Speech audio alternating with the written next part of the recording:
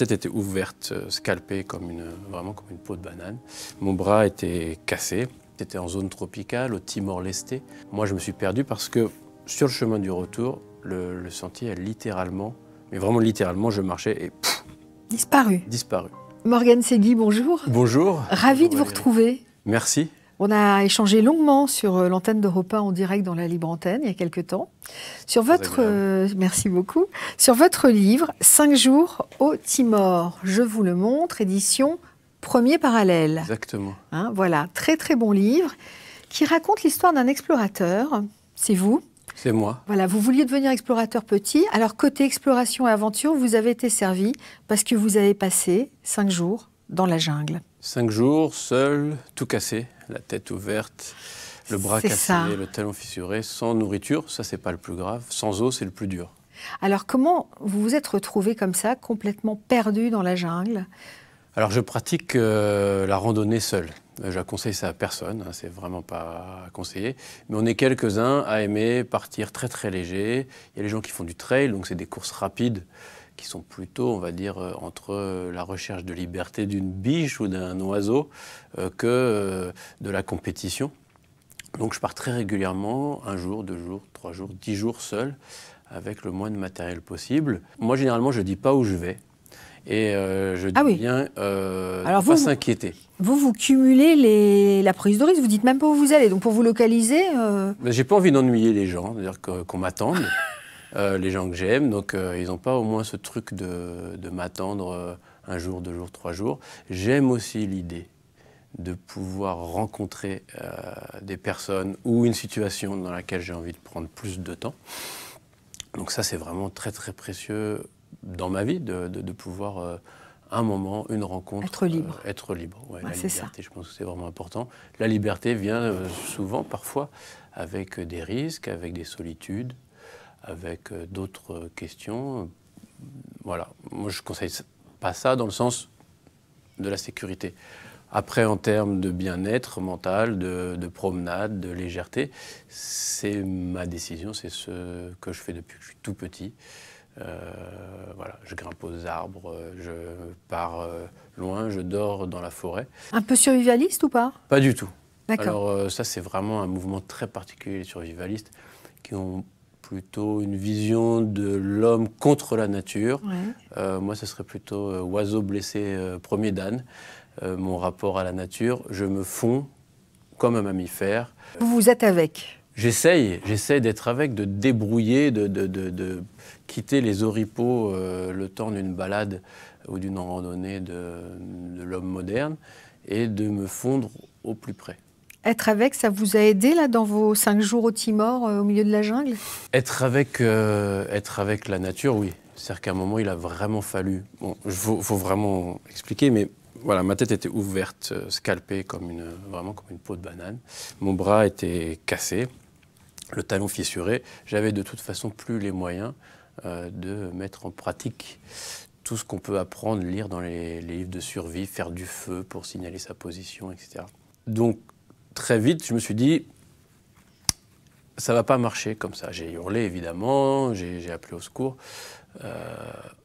Et puis à un moment, je me suis rendu compte qu'il fallait vraiment que je fasse autrement. Et je me suis rappelé les animaux qu'on peut voir parfois boiter, anciennement blessés, peut-être tapés par une voiture ou pris dans un piège, etc. Donc on a tous vu une biche, un sanglier, un chien, un chat un peu sauvage. Coincé.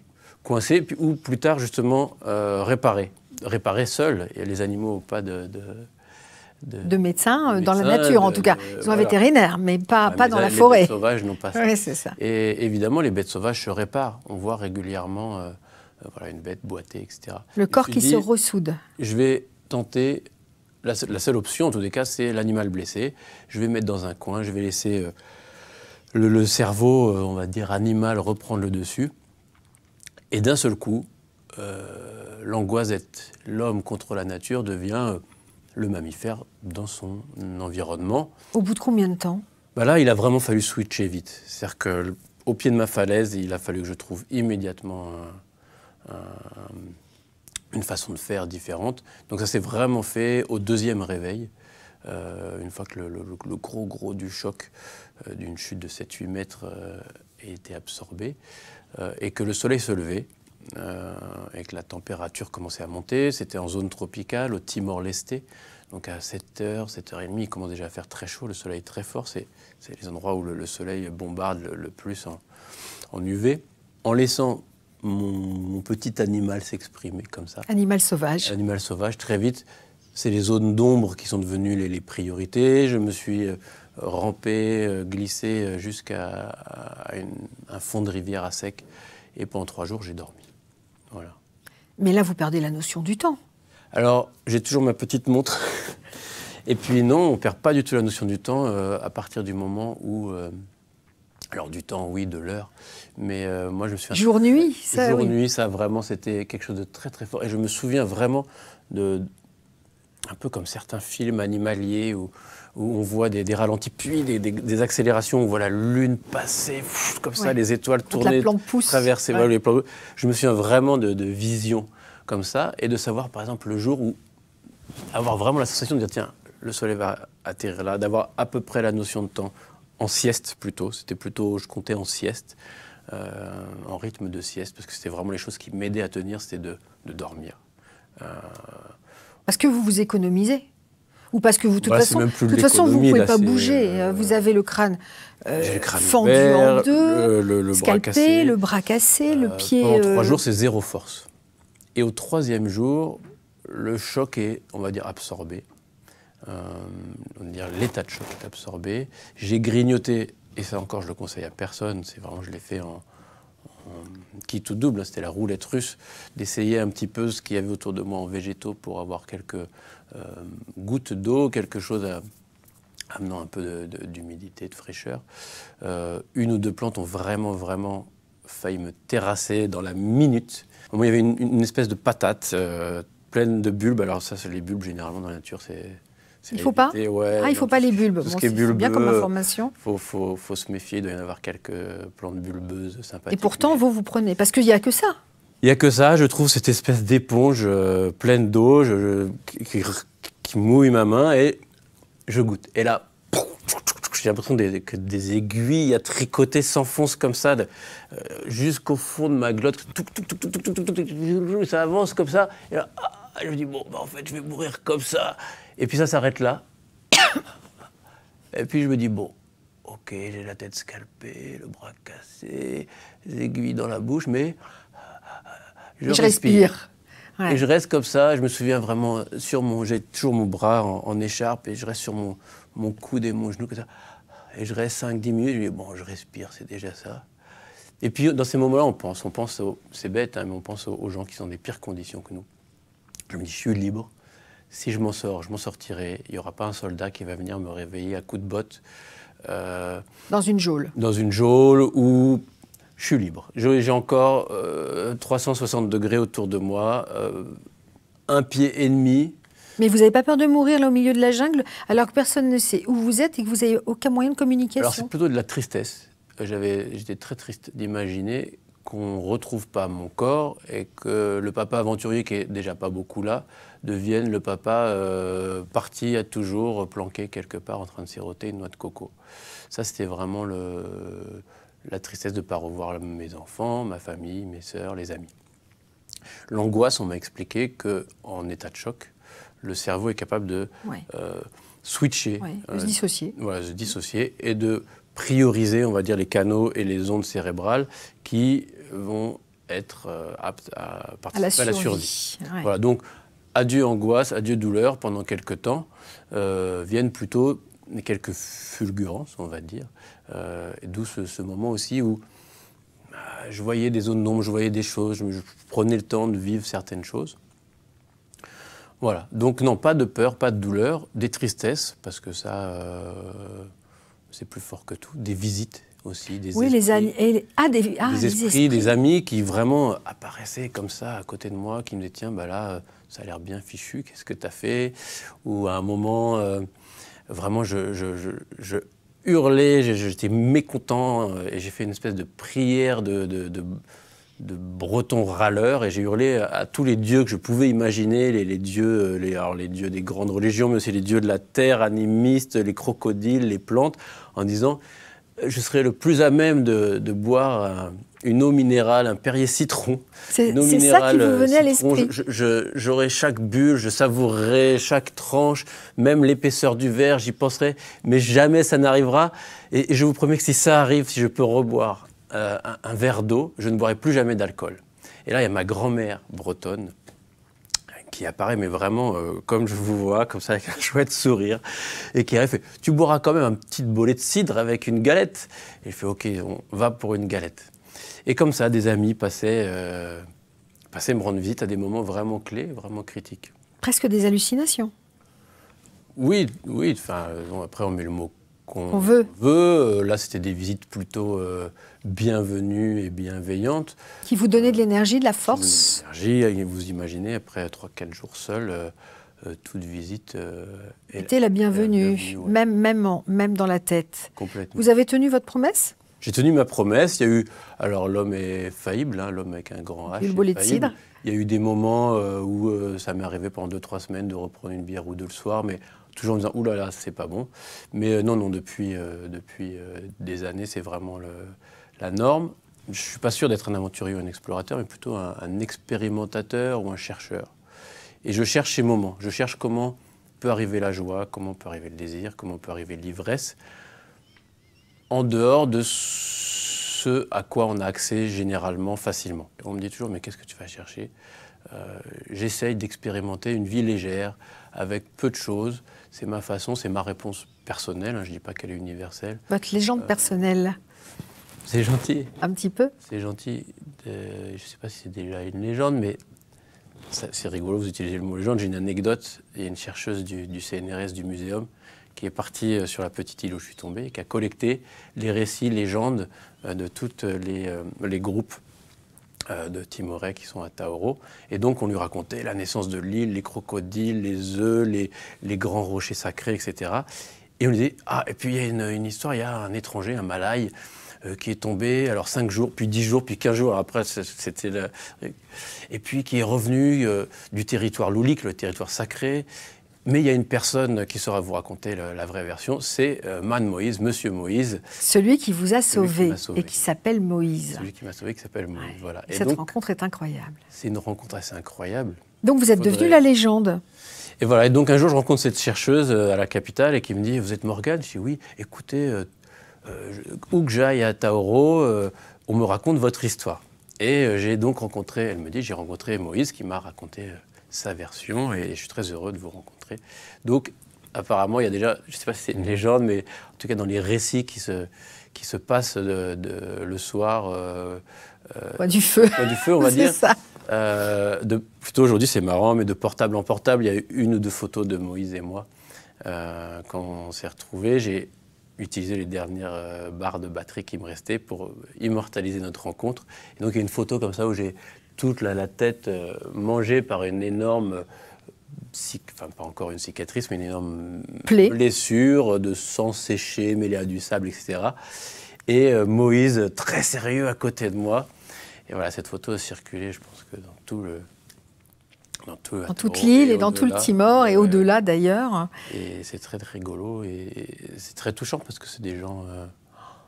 simples, on parlait de simplicité, de trouver le bonheur de la vie dans la simplicité.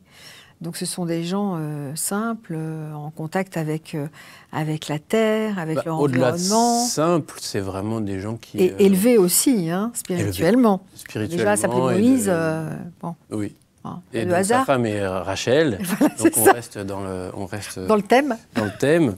Et c'est des gens qui étaient très occupés, parce qu'ils ont des quotidiens quand même difficiles, très travailleurs. Et une des personnes qui m'a aidé était en train d'organiser les funérailles de sa fille.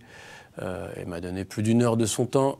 Et quand j'ai appris ça, j'arrivais à peine à comprendre ce qui est en train de se passer. Je lui dis, mais c'est une dame qui s'appelle Mana Hati. Et je lui dis, Mana Hati, mais qu'est-ce que j'aurais fait, moi, aux funérailles d'un enfant de la famille, si un étranger complètement crétin, qui était moi, était venu aller se balader quelques jours en jungle seul, est-ce que j'aurais pris 1 minute? Est-ce que j'aurais pris 10 minutes? Qu'est-ce que j'aurais fait moi? Et ça m'a vraiment... bougé, bousculé. Ça m'a vraiment bousculé. Et je me souviens, alors, ils sont très, très croyants, ils sont protestants sur cette île. Et elle m'a dit, Jésus t'a fait tomber dans notre île. Enfin, c'est pas lui qui t'a fait tomber, mais en tout cas, a fait qu'on t'ait retrouvé sur notre terre. Et on doit s'occuper de toi. Ma fille était malade, elle a 9 ans. Tu es vivant, elle est décédée. On doit s'occuper de toi. Quelle philosophie, quelle sagesse. Et oui, au-delà même de la sagesse, quelle résilience. Quelle résilience, ouais. Quel choix aussi. Quelle claque, quelle leçon. 3e jour, je me réveille et c'est vraiment la fin. 3 jours sans eau, je suis comme une mangue séchée. Il n'y a plus rien qui bouge, les doigts ne bougent plus. J'avais grignoté pas mal de petites herbes et j'ai eu une espèce de colique, chose qui n'arrive jamais dans les romans d'aventure que je lis, ou en tout cas qui ne sont jamais décrites. Et je me dis, je suis pratiquement mort, quoi. Et j'arrive à décider que voilà, je ne vais pas rester comme ça, je ne vais pas mourir comme ça dans mes selles. Et je trouve une petite force, la dernière force, pour me nettoyer avec du sable, des feuilles. Et je me recouche, et des chèvres viennent me visiter. Et c'est très chouette, hein. La plus jeune, le bébé chèvre, vient même quasiment poser son nez près du mien, me regarde avec des yeux... Vraiment, on a l'impression qu'il s'est passé quelque chose. Qu'est-ce que tu fais là? En même temps, vous vous fondez vraiment dans le décor. Là, hein. oui, je suis dans le là décor. Vous êtes vraiment... Là, je suis au ras du sol, je suis plus bas que chèvre. Enfin, vous ne bougez plus, presque mort. Oui, là, l'enterrement, on va dire, a presque commencé. Je suis recouvert à ce moment-là j'étais de terre, de tiques, de bêtes, de feuilles. Et en même temps, j'étais... Voilà. Et je vois ces chèvres qui partent, disparaissent derrière un bosquet, et je les vois grimper la falaise d'où j'étais tombé. Mais pas tout droit, mais en zigzag, comme font les chèvres. Et donc je m'aperçois qu'il y avait un chemin de chèvres qui a mené, en tous les cas en haut de la falaise, qui était le seul accès de là où j'étais. Et donc je me dis, le moment où je pourrais retrouver de la force, au moins j'ai un itinéraire quelque part où partir. Un chemin, justement. Un chemin, voilà. Et donc, un matin, le 3e jour complet, donc le 4e jour, je prends ce chemin. Alors, ça semble évident comme ça, mais il me faut des heures pour me lever, retomber, la tête tourne, la sécheresse de tout. En fait, le sang est plus proche d'un... Coagulé? Oui, enfin d'un yaourt liquide ou de quelque chose. Voilà, c'est plus liquide du tout. Donc, je sens les choses qui... Le cœur qui tente de pomper ça tant bien que mal. Et je m'aventure. Je m'aventure le long de ce chemin et je découvre un champ. Bon, il me faut 1 jour et demi pour découvrir ce champ-là. Je fais Et pour monter la falaise, là, comme ça, pour monter la falaise, en je me souviens, donc j'avais le pied en avant. J'étais ébahi que mes vieilles chaussures arrivent à ne pas glisser sur parfois 3, 4, 5 cm. Donc là où passent les chèvres, il y avait parfois plus. Hein. Il y avait vraiment quelques passages où un sabot de chèvre aurait été le bienvenu à la place de mes pieds. Et donc je m'appuyais, j'avais le bras cassé, je m'appuyais sur l'épaule, j'avais un petit bâton devant et j'y allais tout doucement. J'ai refait le chemin avec Moïse une année plus tard. Et il nous a fallu 3/4 d'heure, 1 heure pour faire ce que j'ai fait en 1 jour et demi, sans passer par le chemin de chèvre évidemment. Moïse connaissait... L'itinéraire. Lui, il connaissait bon l'itinéraire. Parce que c'est quand même une montagne sacrée, on s'y aventure pas comme ça. Hein. Il faut y aller avec un guide, je le conseille à tout le monde. On n'y dort pas. À partir d'une certaine altitude, c'est vraiment le territoire des esprits. Et je l'ai vu, on va dire vu de mes yeux, en tous les cas, on m'avait prévenu qu'il se passait des choses. Moi, je me suis perdu parce que sur le chemin du retour, le sentier a littéralement, mais vraiment littéralement, je marchais et... Disparu. Disparu. Oh là, au bout du sentier, il y a le champ, au bout du champ, il y a Moïse. Oui. C'est quoi les premiers mots de Moïse quand il vous trouve? Alors j'essaie de lui expliquer, comme on dit baragouine, je parle plutôt correctement, ou pas trop correctement, le tétoun, donc le créole local. Et il me dit, la lika explicación, allo oración. Pas besoin d'explication, on va faire une prière. Et il me prend dans ses bras Et il remercie Jésus de m'avoir aidé à arriver jusqu'à son champ. Et il demande que nous soit donné la force de rentrer au village, puis de retourner jusqu'au mien. Puis il me dit, tu peux marcher? Je lui dis, bah oui, doucement. Alors donne-moi ton sac et on y va. Voilà les premiers mots de... Donc son premier geste à lui a été de dire merci. Oui, de remercier la vie, de remercier Jésus. De vous avoir trouvé et que vous soyez vivant. En fait, il a remercié le ciel évidemment, mais aussi le vivant. Le vivant. Il faut dire que Moïse, je l'ai appelé de très loin. J'ai vu une petite maison de champ, et donc il ne savait pas qui, quoi était dans son champ. Et il est arrivé avec un énorme lance-pierre, un grand lance-pierre comme ça, arqué, armé. Et la première fois que la première image de Moïse, moi j'étais tout nu. Donc il faut imaginer, j'étais tout nu, c'était la façon que j'avais trouvé d'évacuer au mieux la chaleur. Et donc quand j'ai entendu que quelqu'un allait venir, j'étais avec mon bras cassé en train d'essayer d'enfiler mon short, leggings serré comme ça. Donc j'avais un peu les fesses à l'air, enfin j'avais encore complètement les fesses et la quéquette à l'air. Et il y a Moïse comme ça qui me regarde avec son lance-pierre. La scène était vraiment surréaliste. Surréaliste, et je finis d'enfiler mon pantalon, Moïse désarme son lance-pierre, et là commence la scène, j'explique, et la prière, etc. C'est une seconde naissance pour vous, Morgane? Je dirais pas une seconde naissance, mais je dirais que j'ai touché du doigt, en tous les cas, les choses qui me plaisaient dans la vie. J'ai vraiment vu d'une façon forte voilà, que j'avais besoin d'être là, qu'il fallait que je sois le plus possible dans la nature, que je sois le plus possible dans cette vie organique, mammifère. Voilà. Merci beaucoup, Morgane Sidi, d'être venue jusqu'ici. Un grand merci. À bientôt. Au revoir. Au revoir.